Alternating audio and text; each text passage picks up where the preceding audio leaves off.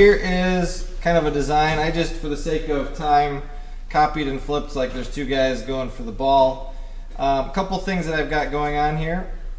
These two shapes, the circles, are set to overlap for the blending mode. So that's what gives it this kind of purpley magenta color.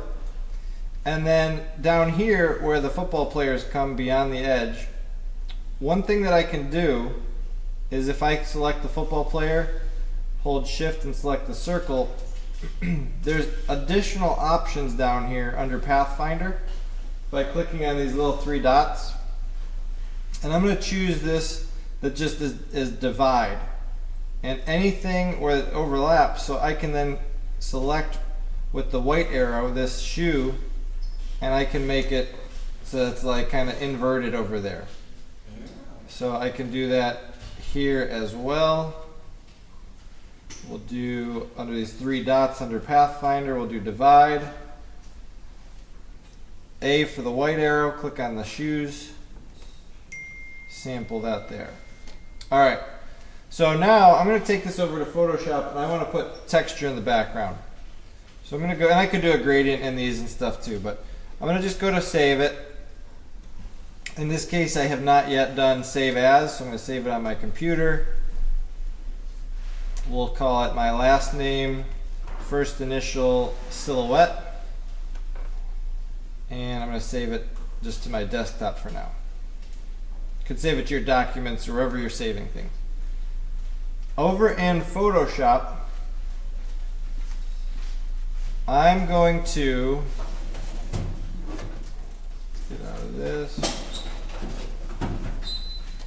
Just go to File, Open, and I can actually open an Illustrator file in Photoshop. It's not going to have layers the same way unless I go through a few more steps, but I'm just going to choose Open. And it's going to give me a little pop-up menu, so I'm going to do this here.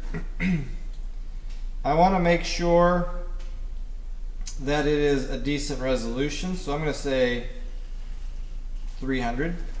It's not 1350, we're going to say 300.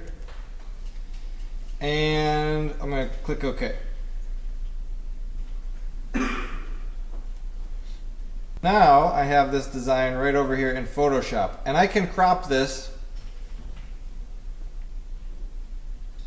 to have a little bit of space around it again.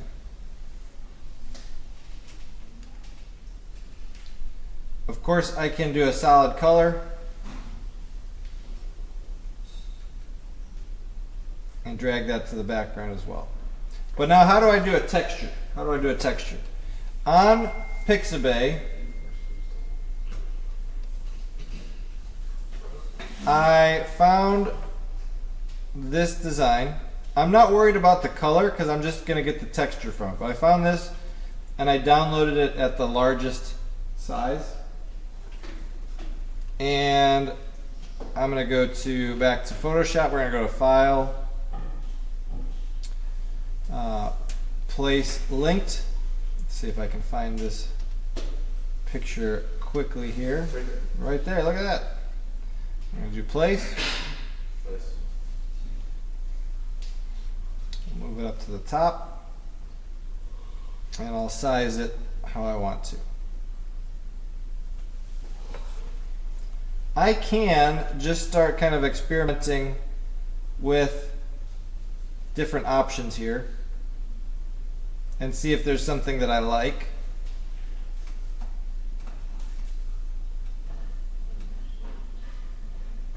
Okay, some pretty cool things happening. But if I want to isolate it to one shape, I mean, I think you guys are going to be pros at that at this point. And I can play with the opacity of it too. What I would do, come over to my selection tools. I'm going to use the magic or the selection brush tool. Oops, not the selection brush. I'm sorry, the object select tool down here.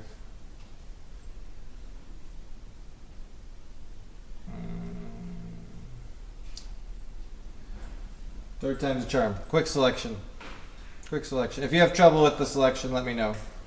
So we'll select, it should, I'm having all kinds of trouble here with the live demo. It should, there we go, give me that selection of the shape pretty quick because it's a solid color.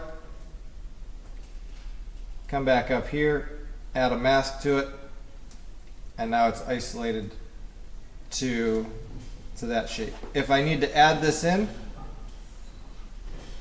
I can come back over here and add that in. Coming down here, I can do the same kind of thing.